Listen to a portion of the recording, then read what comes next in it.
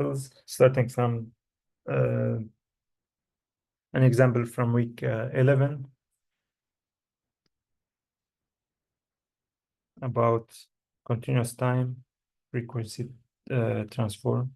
Fourier transform, sorry. Let's say we have this signal.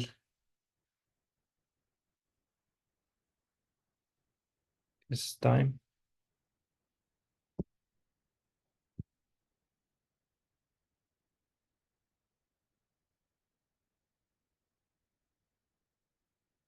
This xt. And this is minus tau divided by 2. And this tau divided by 2. And this point is 1. Find its Fourier transform, which is xj omega.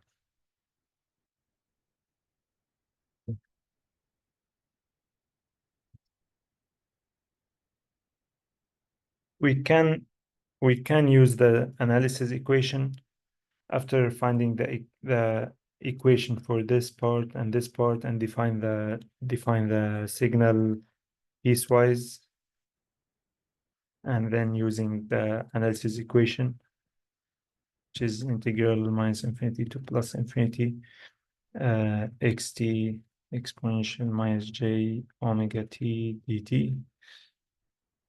But this is a little bit long path to follow. So what we're trying to do here is to take advantage of the properties of the continuous time Fourier transform.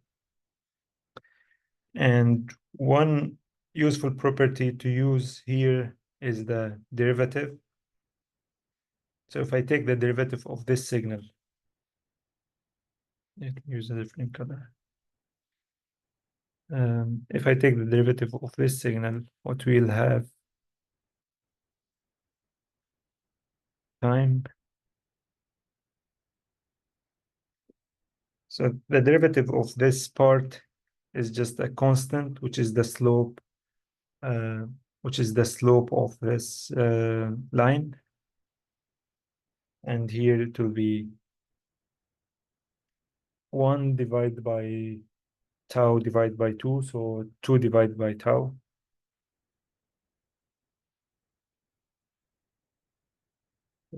This value is 2 divided by tau. Sorry. At this point, the derivative is not defined.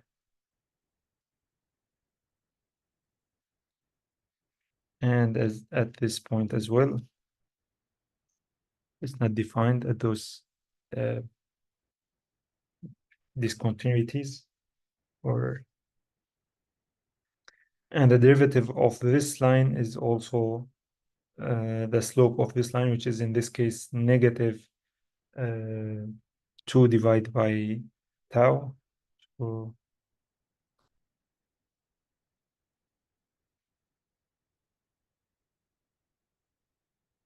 again, this point is not defined.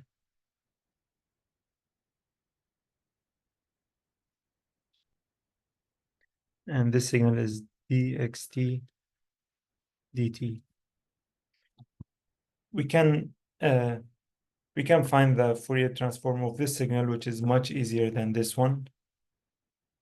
And the Fourier transform for this will be j omega times x j omega. And this is the property of the derivative. If xt has x j omega Fourier transform, then the Fourier transform of the derivative will be j omega times x j omega. But if we take the derivative one more time, we'll be able to further simplify this. If we take the derivative again, time. Now we have dxt dt squared. The second derivative. Now, in those two parts, this is a constant with respect to time. So the derivative will be 0 here and 0 here. But at those discontinuities, we have a jump an instant jump from 0 to this value here. So we'll have a Dirac or an impulse here scaled by the amount of jump that we have. So it's scaled by 2 divided by tau. So at minus tau divided by 2, we have an impulse minus tau divided by 2, impulse scaled by 2 divided by tau. Again, also at this continuity, we have a jump from 2 divided by tau to minus 2 divided by tau. So we have an impulse here, a negative scaled by a negative 4 divided by tau, because we jump from 2 divided by tau to minus 2 divided by tau. So this will be a little bit long. Let me make the line a little bit thick here.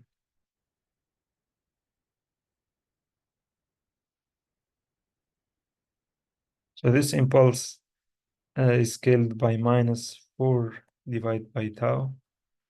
And finally, we have also an impulse here at this discontinuity, but here we're jumping from minus 2 divided by tau to 0. So the impulse will be scaled by a positive number, which is tau divided by 2.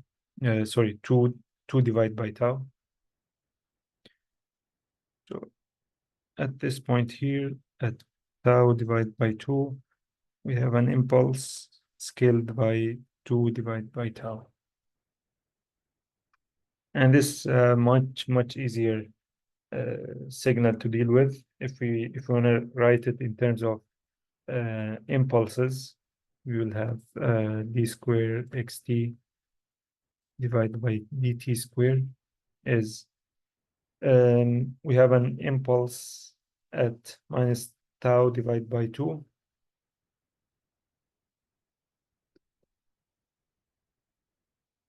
And it's scaled by 2 divided by tau plus an impulse at 0, but scaled with minus 4 divided by tau, and then an impulse at tau divided by 2. So delta t minus tau divided by 2 and scaled by 2 divided by tau.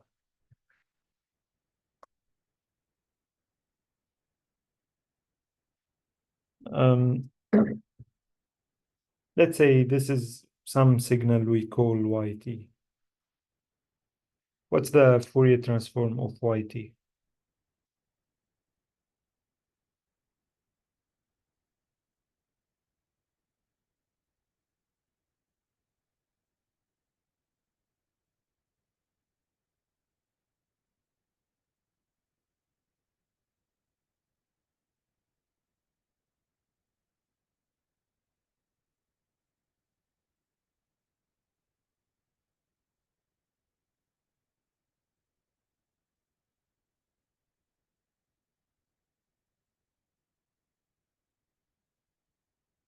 The Fourier transform of this signal can be calculated using the analysis equation, using this equation.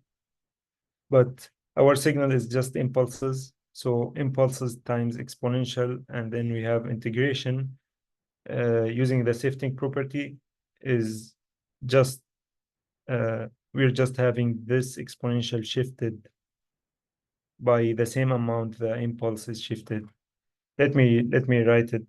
Let me write the whole thing here. But you should be able to do this directly without writing the integral. I write it here for this time, from minus infinity to plus infinity, 2 divided by tau delta t plus tau divided by 2 plus, or let me minus 4 divided by tau delta t plus 2 divided by tau delta t minus tau 2, and then everything is multiplied by exponential minus j omega t dt. Now we'll use this shifting property.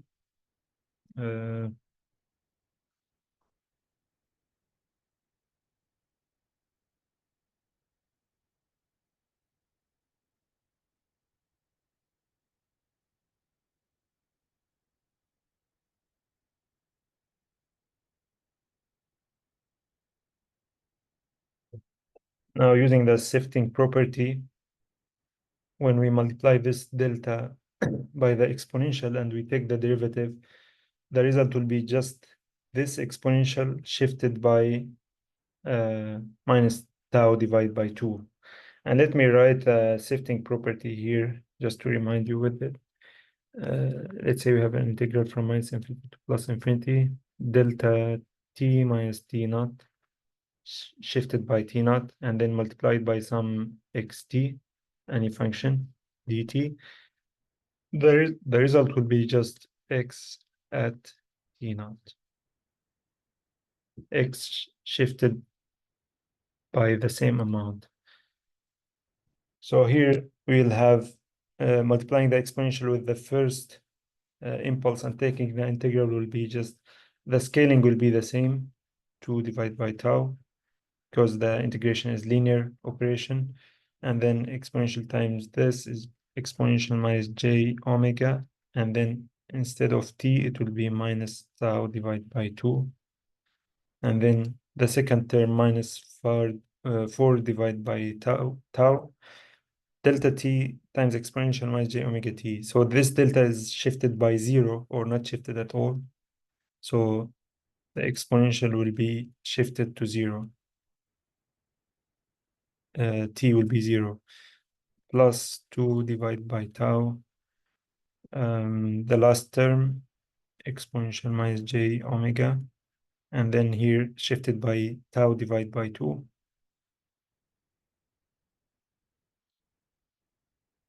So what we have here, let's keep this as side. Okay, keep it here. And then y j omega will be, if we take this 2 divided by tau as a common factor, we have exponential minus j, or now it's plus j because of this negative here. So plus j omega tau divided by 2 minus 2 times 1, because we took 2 divided by tau a common factor. So this becomes 2, and this is 1, plus exponential minus j omega tau divided by 2. And equals 2 divided by tau. Let me write it one more time, but I'll rearrange j omega tau divided by 2 plus exponential minus j omega tau divided by 2 minus 2. And using Euler's formula, this term is just 2 cosine omega tau divided by 2. 2 cosine omega tau divided by 2 using Euler's. So we can write this as 2 divided by tau times 2 cosine omega tau divided by 2 minus 2.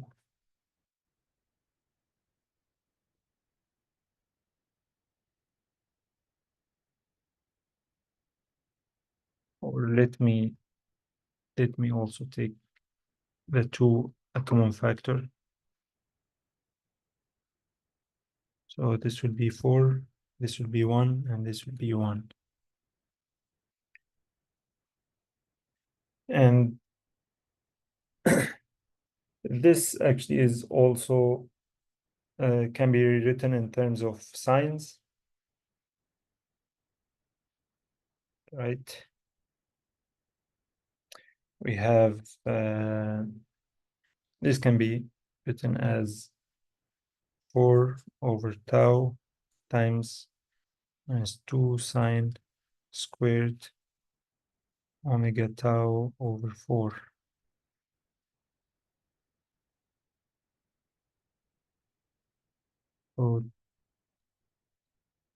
So this is the same thing.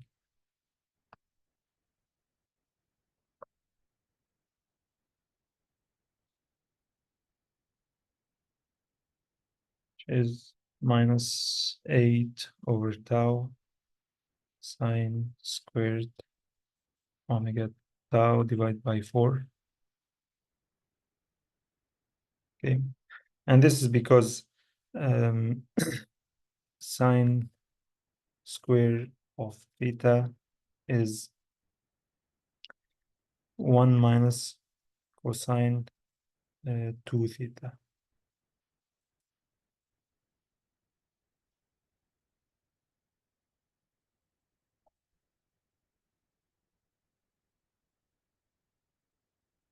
Now we got the Fourier transform of the second derivative, because as we have said, yj omega is the second derivative, or yt is the second derivative of the signal. So this is for yj omega. But we know that from the, let me write it here, from the derivative property of the Fourier transform, we know that this is j omega times j omega times x j omega. And this is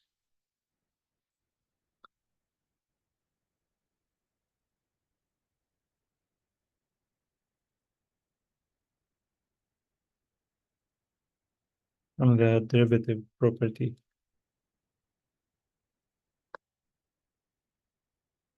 So we have now, this one is j square is minus 1 omega square x j omega. Therefore, if we have now this one equals this one.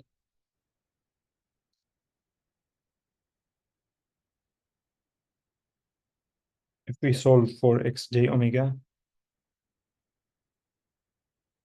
this negative will cancel with this one, and then we divide by omega square. We get 8 over tau omega square sine square omega tau divided by 4. Okay.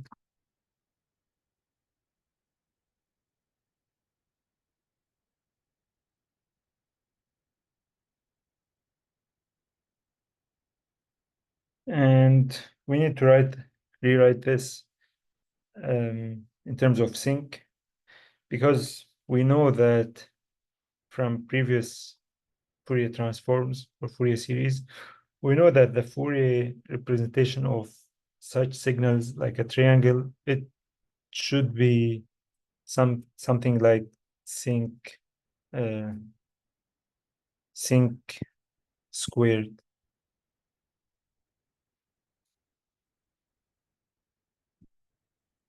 The rectangular signals are sincs. Triangular signal is sinc square, and then you need to find the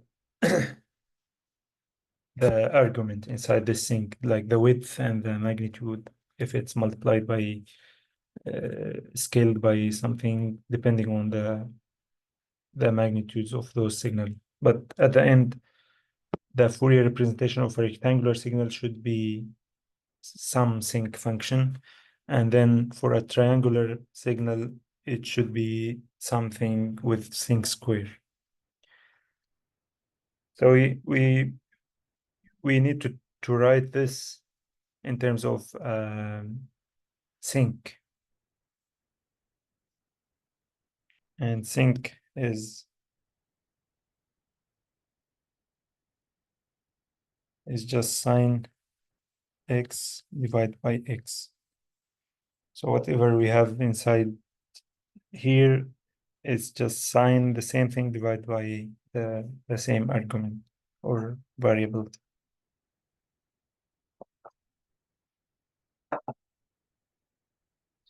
Now if we divide this, if we divide this by this term, we have sine squared, we get tau divided by 4 divided by tau, let me write it, omega squared tau divided by 8.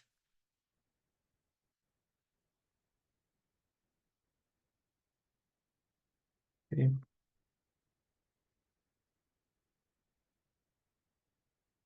Which can be written as, let me see, did I miss anything?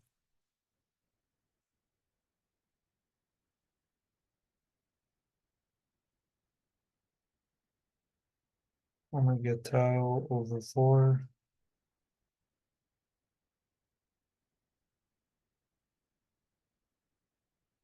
Yeah, let's do it this way. So at the end, to get the sinc squared, we should have, since we have sinc squared omega tau over 4, so we should have also omega tau over 4 here squared, because the sine is squared here. So at the end, we'll have a sinc squared. So if we square this term here, we'll have omega squared times tau squared. So we should multiply by tau here and then divide by 16. So, but we only have 8 here. So we divide by 2, right?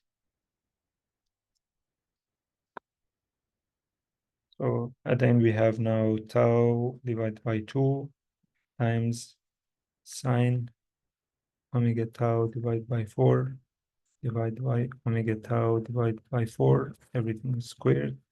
And this is just the sinc.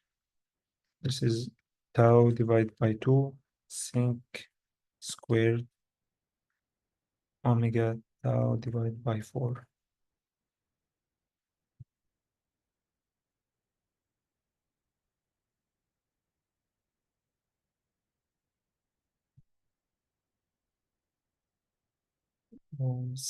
Yeah, and this scaling, actually, you can get it also from the signal itself. It's just the width of the signal. So tau divided by 2.